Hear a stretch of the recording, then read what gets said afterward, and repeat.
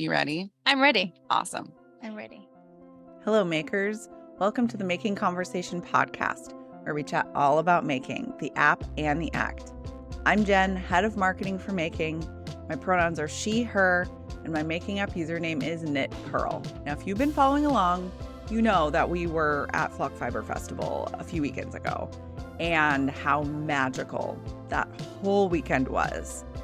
Everyone we talked to, again, was just so phenomenal, so fantastic, so special. I can't say enough good things about it. Anyways, we have more vendor interview sneak peeks for you. Also, just gonna admit something here. I told everyone that I was gonna have these vendor meet and greet videos all edited up by last week. Well, I am an overachiever, and I'm going to admit that right now because they're going to come out in waves and they will be done as soon as possible. But in the meantime, we have these sneak peeks that are so good. Again, you can watch this on YouTube, which should we put the podcast on YouTube more? I don't know. Let me know. Maybe go to YouTube and comment yes or no, or send me a note on the Making app. Knit Pearl. Going through these vendor interviews has been so fun, revisiting all the stories, and they're so worth the watch for sure. So they will be uploaded to the Making app soon, I promise. In the meantime, here's a little podcast episode with some sneak peeks. And we will have part 3 coming very soon, so keep an eye out for that and an ear out for that. Yeah, that. Anyways, let's hop back to the Flock Fiber Festival weekend, the most amazing weekend, and let's chat with a few vendors, shall we? All right, we're going to kick it off with Sarah from Sea Change Fibers. And for you, where did your journey in craft in general start? Knitting for me started after my child was born, and I wanted to be able to make things for him. Yeah. And I was already a sewer. But then I started knitting then, and that just like really stuck with me. Yeah. Was there something from your childhood that kind of like introduced it to you and you revisited it later in life? Not so much with the knitting. My mom she would do some crocheting. She did a lot of macrame. She did a lot of like weaving, and she and my grandmother were both big sewists. So that was more what I grew up with was, there was a lot of crafting, but knitting was more like me kind of branching out, I think. Hi, I'm Sophie, and you may notice my weird accent because I'm from Yorkshire in the UK. So I've traveled, I think it's nearly 3,000 miles to Fiber Flock Festival. Flock Fiber Festival. Yeah, I've been getting it wrong the whole time. I mean, if you've traveled this far, you're allowed to have a few missteps. Yeah. So yeah, I run a company called Botanical Yarn, and I hand dye wool inspired by botanicals. And my Making app username is Botanical Yarn, as is my Instagram, YouTube, website, all of those goodies. I love it. Awesome. I'm so glad you're here. Okay, so let's start with talking about you. Tell us your journey as a maker. Where did everything begin? Well, that's a good question. I like that question. I studied fine art painting at university in London, so that was great fun. And I specialized in abstract painting, playing with color and pigments and textures. Yeah, so I love that. Graduated from uni and was like, oh, what do I do? Like, oh my goodness. So worked for a corporate company in London, had a great time of organizing events. And then I thought, this isn't for me. This isn't for me. So I'd started knitting with the company Wool and the Gang, big chunky wool. Yeah. And crocheting with Toft. Have you heard Okay, yeah. Amigurumi. Yes. Those animals. And then I didn't have enough color that I wanted. There wasn't the right pigments. It wasn't the right shade and tone. So I just had to go. And that was nearly 5 years ago. I love it. There's actually been quite a few people who have said that their like yarn dyeing journey began because they couldn't find the color that they wanted, and then they turned it into a business. That's crazy. I love that. That's dedication. Meet B from Wooldreamers. It's kind of amazing just starting a business. If you just do it, it just goes. I don't know. It's kind of fun. I've never had my own business before. Yeah. And you just say, hi, I have yarn. Would you like some? And they're like, yeah, great, let's do it. And then it works out great. So just been really lucky. I'm so grateful to be part of the team, and that the reception has been so welcoming. So take me back all the way to the beginning of where your maker journey started. Oh, so growing up, my mom was always like sewing and making clothes and costumes for us. And I learned how to knit around 13. Taught a lot of my friends how to knit, and like started a knitting club. And when I went to college, I was originally going to study biology. But then one night I just got this wild hair that I wanted to go into garment design, and saw that my school had a textile design program. And so I immediately switched into that, and explored a lot of like a bit of garment making, a lot of surface design, and a bit of weaving. And then over the years, I ended up getting more into weaving. So in my personal practice, I do a lot of tapestry weaving. And then I worked at a yarn store for several years, Yarn Barn of Kansas. And over the time there, I ended up teaching and learning a lot. It was almost like a master's program, like on its own thing. So now I'm involved with this company, Wooldreamers, and we're just developing more support for the development of like natural fibers throughout the country. My name is Caitlin Porter, and I am the owner and basement dyer of Porter Wool Co. I dye yarn, I dye fiber, and I love everything about all the above. Let's start off with talking about your journey as a maker. Yeah. So before you started your business, where did the creativity and everything start? Where did it come from? Should we go back to like who taught me? All the way back, baby. Yeah. It was a Christmas party, and my Grammy had always knit, and she used to knit like, the cloth dishcloths, like you knit them corner to corner. Yeah. I was like, what is this? And can you teach me how to do it? It just looks like fun. And so she taught me that Christmas. And then I saw this like Abercrombie, like when Abercrombie was like really popular. Yeah. I can still smell walking by that in a mall. Yes. Oh, that's just like hired people to spray. I had this like really chunky scarf. It was like this burgundy red and this creamy white. And so like I went to the craft store and I bought like the wool, the Thick and Quick, by Iron Brand. And I was just like, okay, I'm gonna make this. And I was like, oh my gosh, I can like make my own stuff. So then of course there was like a little hiatus. Probably wasn't until like college when I met my husband. And when we started dating, my mother-in-law was knitting, and I was like, oh my gosh, I know how to do that. A bonding moment. Yeah. And so, like the jokes about your mother-in-law, that, the strained relationship. Yeah. I don't have that. The bond over knitting and making. And now she has a yarn dyer for a daughter-in-law. So she loves it. Definitely. Approved. Right. Yeah. How I became a dyer. I was a high school English teacher. And we had 2 children at the time, and then we accidentally had a third, as those things happen, and was not planned.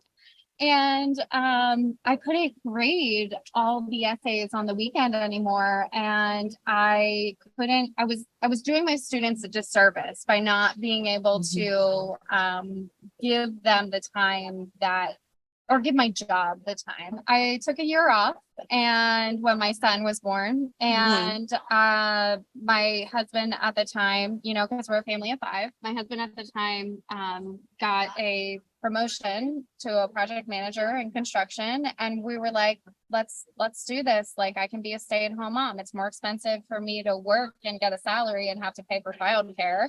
So I couldn't afford to knit with hand-dyed yarn because we were a single income family.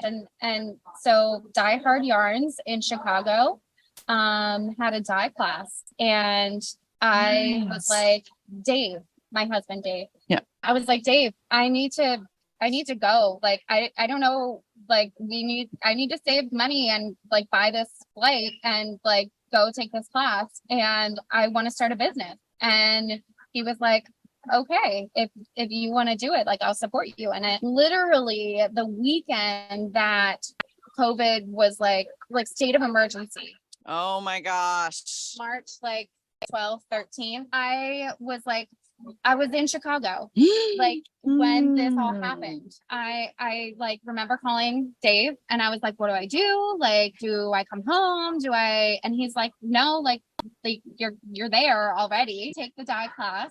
And we were all like, we still didn't know what COVID was at that time. I feel like we were young and naive back then. Remember, everyone. We were as careful as we could have been. We all like washed our hands, wore masks because we were hand dyeing, and we were dyeing with acid dyes. We were wearing masks where anybody else was. There you go. After that weekend, I mean, other dyers can probably attest to, and everybody with the toilet paper shortage, there was yarn shortage as well. Okay, wait, rewind a little bit, because what you said was, I'm going to go take this class because I'm going to start a company. Yeah. Really? Yeah. I was like, I want to dye colors that I want to knit with, a way for me to do what I love, but also like make supplemental family income and fulfill my creative dreams. I feel like a lot of people that I've talked to, they were like, I started dyeing yarn because it was a hobby, or I was just wanted to learn, or like I couldn't find the color that I wanted. And you're just like, I don't know how to do this, but I'm going to learn and make a business. And that's just, I mean, so that's amazing. I have to say, like, there's no way I could have done it on my own. There are so many amazing dyers out there who are not proprietary at all.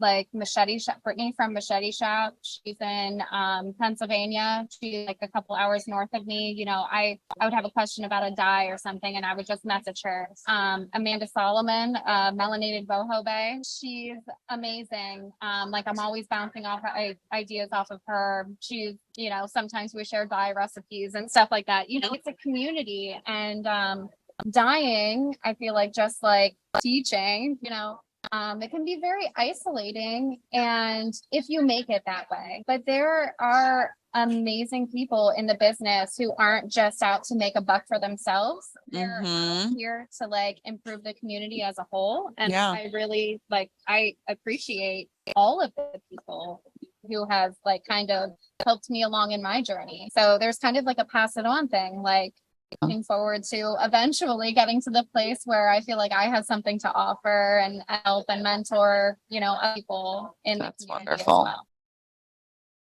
Please introduce yourself. Hi. Yes. Thank you. Also a fellow Jennifer.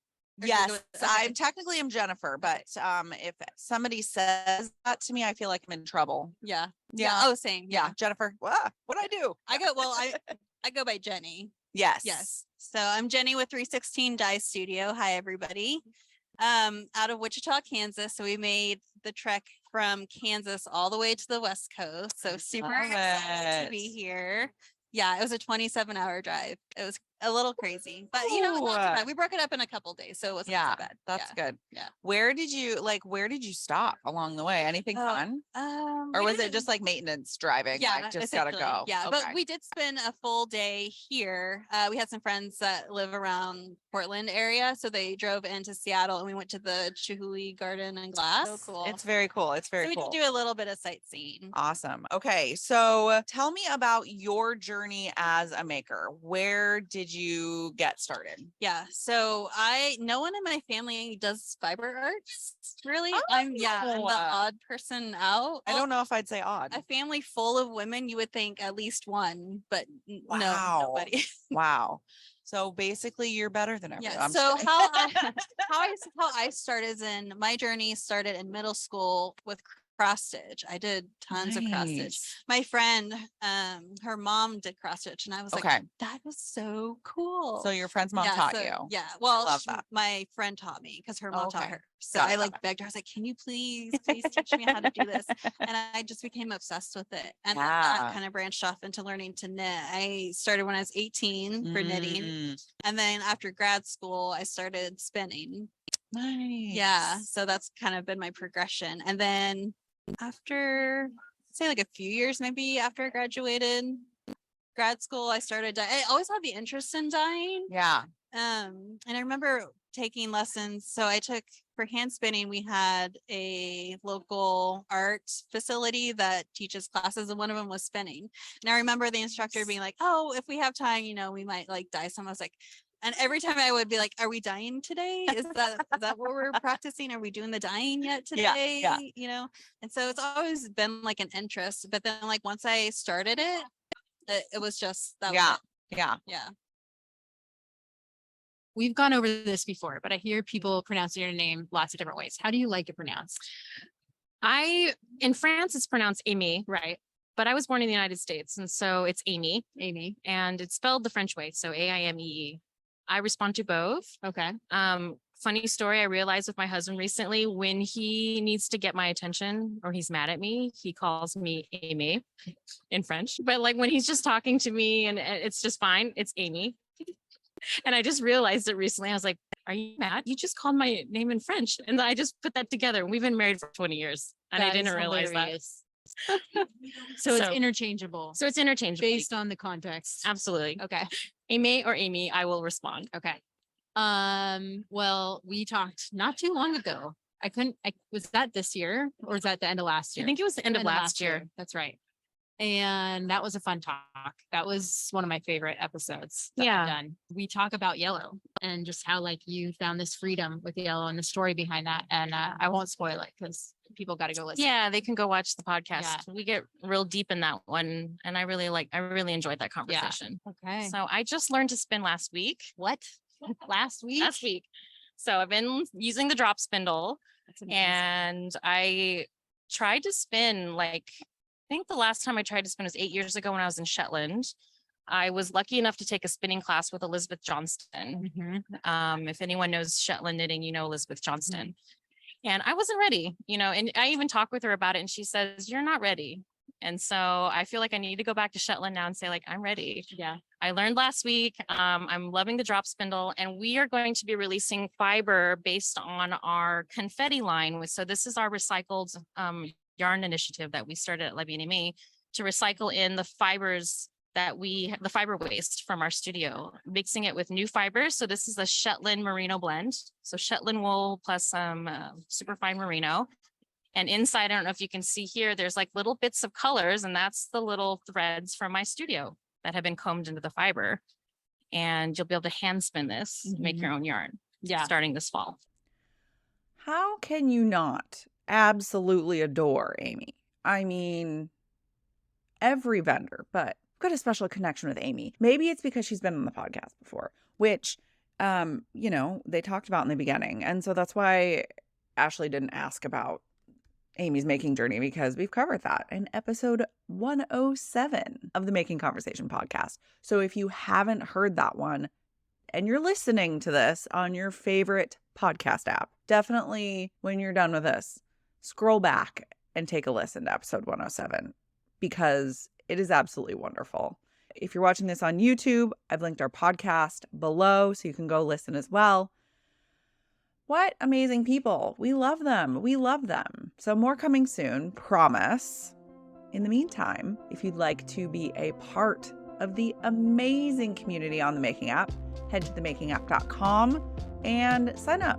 Join us. Also, did you know that you can listen to the Making Conversation podcast in the Making app? Open up the Making app and tap Discover. Scroll down to podcasts and they will all be listed there. You can listen while you're updating a project or while you are scrolling the feed and commenting on the amazing updates that people are giving on all of their multi-craftual projects. Or just have it out while you're working on your favorite whip. If you have made it this far and you're interested in sponsoring Making Conversation, send us a note at hq@makingco.com. if you're interested in having us at one of your events to collect some stories from the vendors and the makers that are attending, do the same. HQ@makingco.com. All right, y'all. Thanks for watching and or listening. We'll be back with part 3 soon. In the meantime, we'll see you in the making app.